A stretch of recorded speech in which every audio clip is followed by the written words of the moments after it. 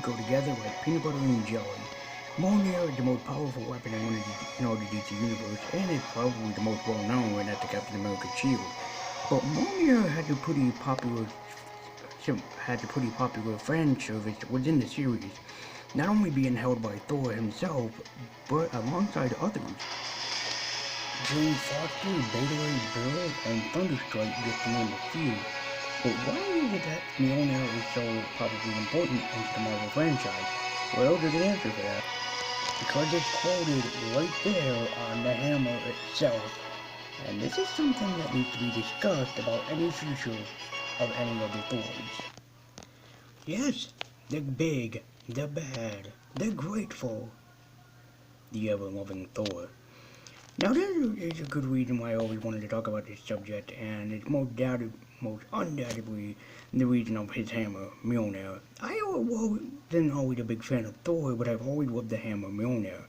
There is such fascination behind it, and also there's such fascination to itself, well, as a hammer.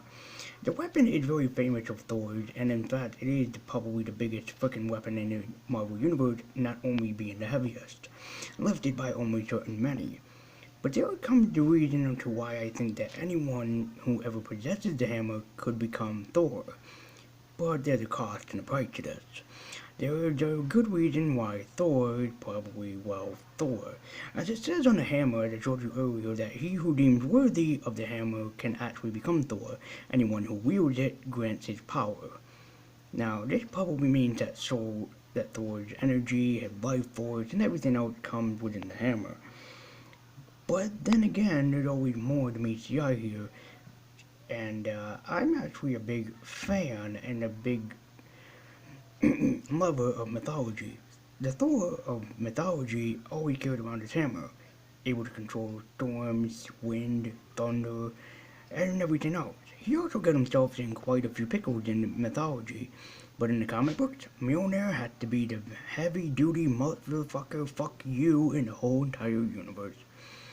Now, let's just geek out about Thor's hammer. This hammer is in fact probably the most powerful weapon that you've ever seen in the universe. And gladly, I'm okay with that. The hammer itself weighs a ton unless it's picked up by Thor himself or a god of, or one of the gods.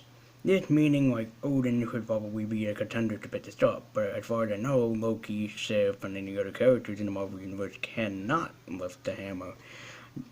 So it's deemed worthy that mostly Thor, or maybe the person who crafted the hammer, could be able to create it. Now in the comic, Thor had done a lot with his hammer, and I mean a ton of a bunch, including the last thing that we saw Thor do would make another hammer even more powerful than the one that he had previously. Now this goes without saying that maybe Thor has crafted the hammer himself. I don't doubt that. But what I can say is that this is in fact probably the most highest anticipated thing that I could ever talk about. Another Thor.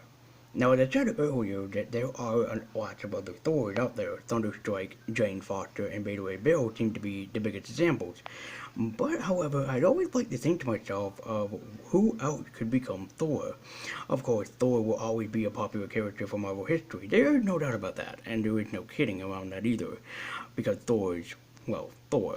But the fact is, I always like to think about it as this. Like, what if Thor ever lost his hammer? Who would come across it?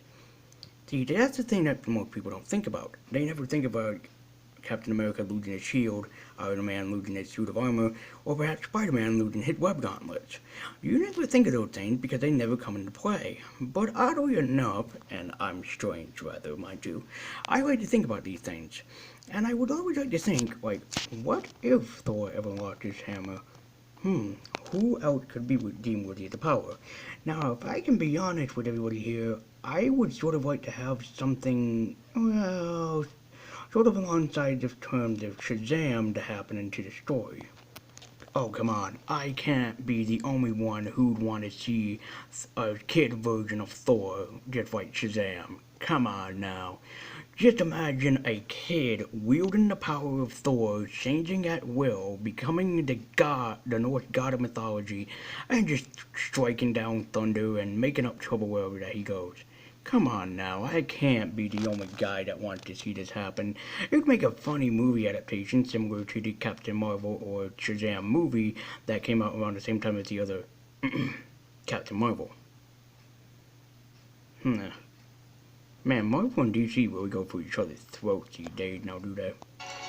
Look, man, all that I know is I would love to see a kid version of Thor, and hell, I would like to see another Thor similar to Jane Foster. Jane Foster was probably the most biggest example of a Thor done right, especially for a female Thor. So anyway, guys, we need more women power throughout these histories of Thor and everything. So we need another probably female Thor. But again, my idea was probably work two of a Thor that is a kid. So thank you guys really so much for watching. And I mean, besides, who wouldn't want a kid of Thor? Actually, even cuter idea. Even cuter. Authority!